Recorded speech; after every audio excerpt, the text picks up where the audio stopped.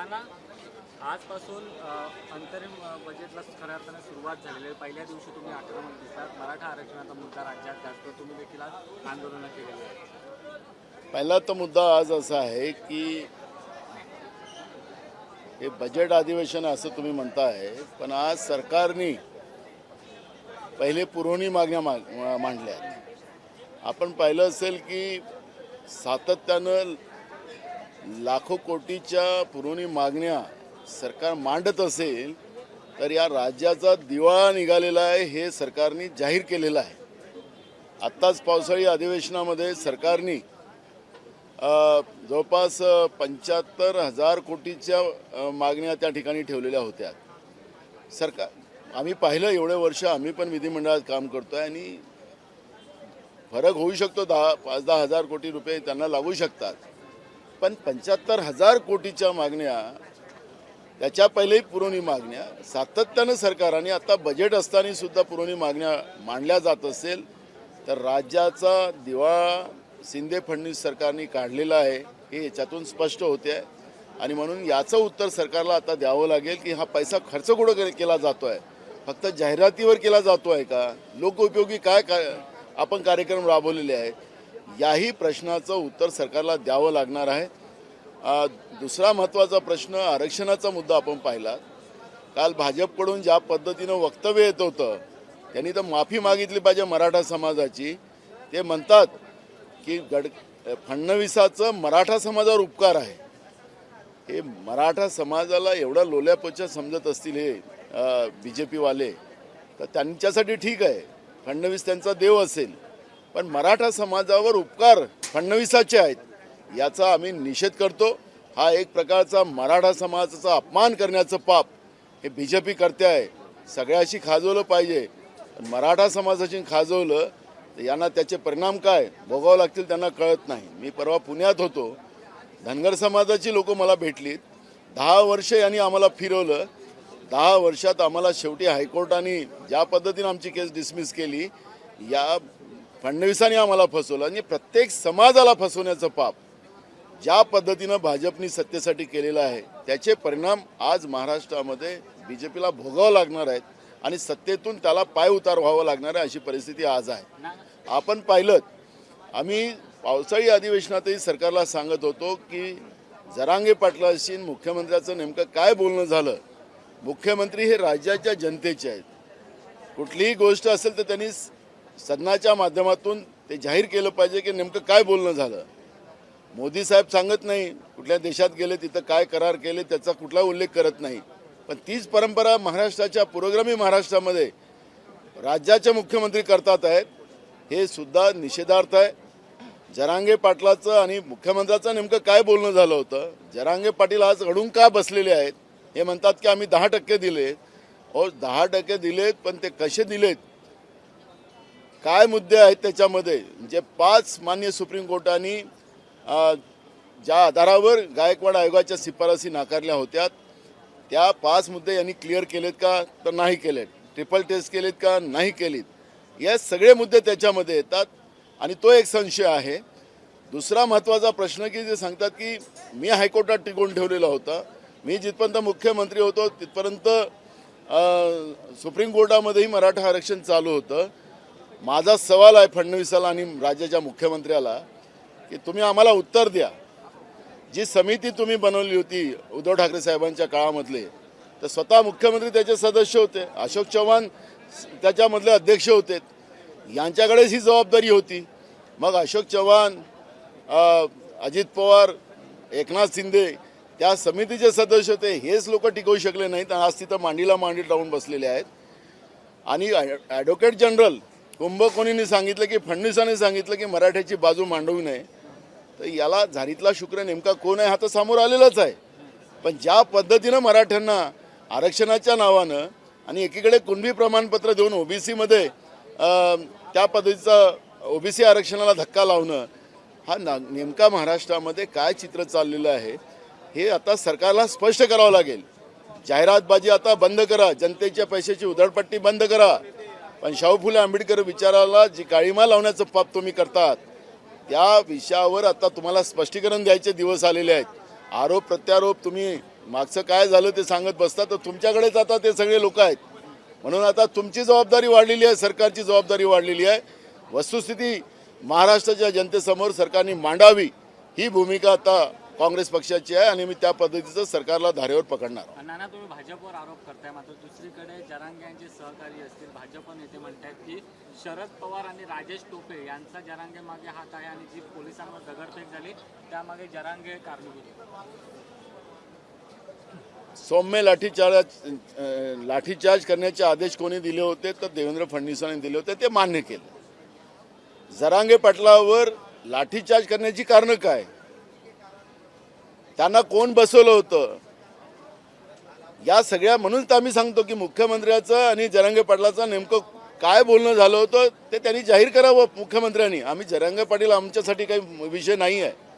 मुख्यमंत्र्यांकडून आम्हाला उत्तर घेणं आणि त्यांनी उत्तर देणं ही मुख्यमंत्र्याची जबाबदारी आहे आणि म्हणून आम्ही त्या प्रश्नावर अटळ आहोत की मुख्यमंत्र्यांनी जाहीर करावं की नेमकं जरांगे पाटलांबरोबर यांचं काय बोलणं झालेलं होतं, कशा आधारावर हे सगळं प्रकरण महाराष्ट्र पेटवण्याचं काम झालेलं होतं, सरकार का चूप बसलेली होती त्या काळामध्ये. आम्ही त्यावेळेसही सर्वपक्ष मीटिंगमध्ये सांगितलं होतं की सरकारने जे महाराष्ट्र जे पेटवलं जाते ते पहिले थांबवलं पाहिजे, पण सरकारने ते थांबवलं नाही.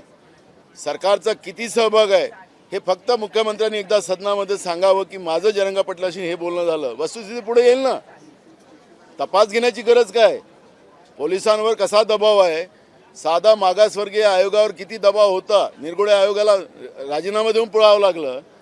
आताच्या शुक्रे आयोगामध्ये मेश्राम नावाचे त्या ठिकाणले सदस्य होते, त्यांनी राजीनामा देऊन पळालेत. आखरी या सरकारचा दबाव प्रत्येक व्यवस्थेवर आहे. खोटी रिपोर्ट आणून एक प्रकारचं निवडणुकीच्या काळामध्ये फायदा घेण्याचा प्रयत्न करू शकतील, पण मुख्यमंत्र्याला अगर खरंच दम असेल या सरकारमध्ये तर जरांगे पाटलाशी काय बोलणं झालं होतं मुख्यमंत्र्याचं ते त्यांनी जाहीर करावं. म्हणजे जरांगे पाटील बोलतील ना काय झालं होतं की नाही झालं होतं, तर ही स्पष्टता एकदा आली पाहिजे. मग हे दुसऱ्यावर पवार साहेबावर असतील की उद्धव ठाकरे साहेबावर असतील आरोप लावायचा असेल तर आरोप तर लोकशाहीमध्ये कोणालाही लावता येतं, पण फक्त आता मुख्यमंत्री म्हणून त्यांनी उत्तर द्यावं ही भूमिका आमची आहे.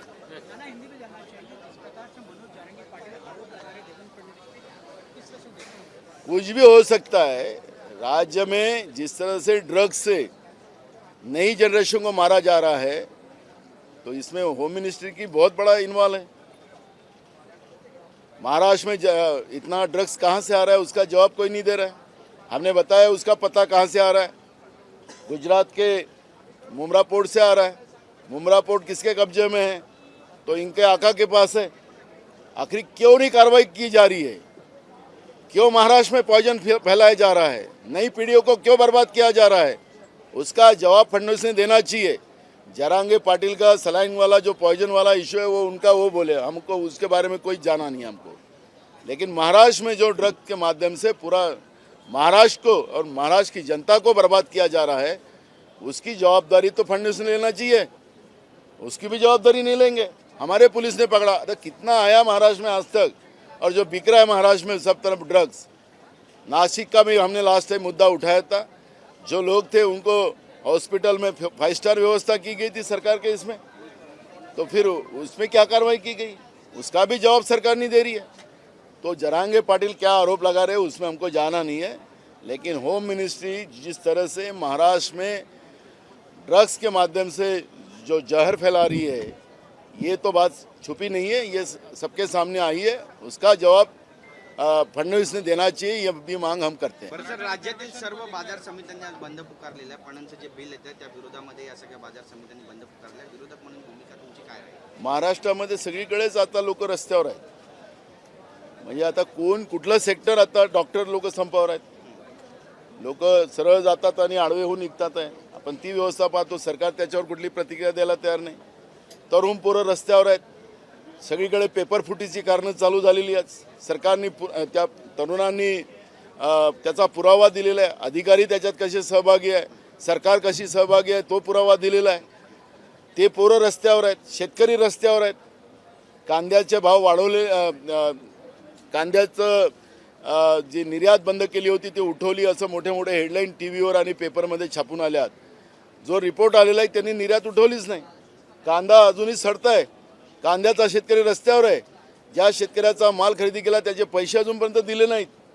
अशी परिस्थिती, शेतकरी रस्त्यावर आहेत, तरुण रस्त्यावर, शेतकरी रस्त्यावर, डॉक्टर रस्त्यावर, कर्मचारी रस्त्यावर, आता ज्या बाजार समिती आहेत त्याही रस्त्यावर. या महाराष्ट्राच्या जनतेलाच रस्त्यावर आणण्याचं पाप या भाजप प्रणीत सरकारने महाराष्ट्रात केलेलं आहे आणि त्याचा परिणाम आहे की महाराष्ट्र आज या पद्धतीचं रस्त्यावर उतरलेलं आहे. पण बाजार समित्यांचं जे केंद्रीकरण होऊ पाहत आहे, बिलकुल हे संपूर्ण काम चालू झालेलं आहे. भाजपची नियतच जी आहे, दाखवायचे दात आणि खायचे दात यांचे वेगळे आहेत आणि त्याचा परिणाम आहे की पूर्ण देश त्याचा परिणाम भोगते आहे.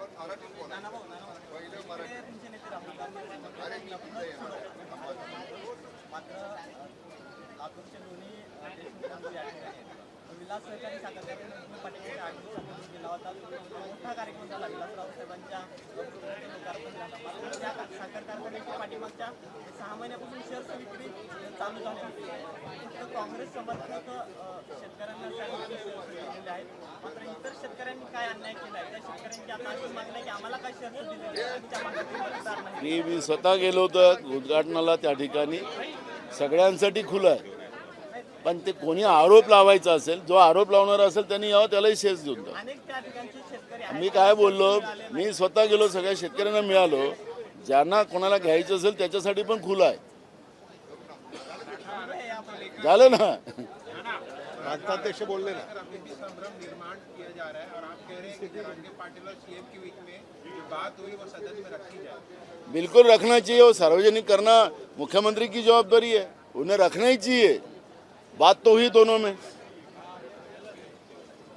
मुंबई की सीमा में हुई, वो उनके गांव में हुई, हर जगह हुई. और कौन कौन उनके मुख्यमंत्री के पास भी पीएस भी बहुत है, उसमें का एक पीएस वहाँ पे रहता था, वो काय के लिए रहता था, वो होटल के बिल भी हमारे पास है. हम देखेंगे ना. मैं वही मुद्दा बोलता हूँ कि हम जरांगे पाटिल तो हमारे लिए जवाब दे, हम नहीं मानेंगे उस बात को, लेकिन मुख्यमंत्री ने जवाब देना चाहिए. वो अधिकार हमारा है, राज्य के जनता का है, तो बिल्कुल मुख्यमंत्री ने जवाब देना चाहिए कि क्या बातें हुई उनसे. Thank you. एबीपी माझा, उघडा डोळे बघा नीट.